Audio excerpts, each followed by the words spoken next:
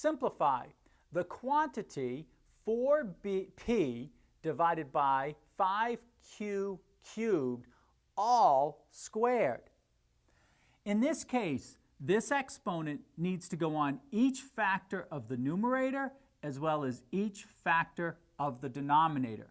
So this is equal to 4 squared times p squared divided by 5 squared and q cubed squared. That's going to be equal to 4 squared is 16, p squared is just p squared, divided by 5 squared is 25. And when we raise an exponential expression to a power, we multiply together the two powers. 3 times 2 is 6. So our final answer is 16p squared divided by 25q to the 6th power.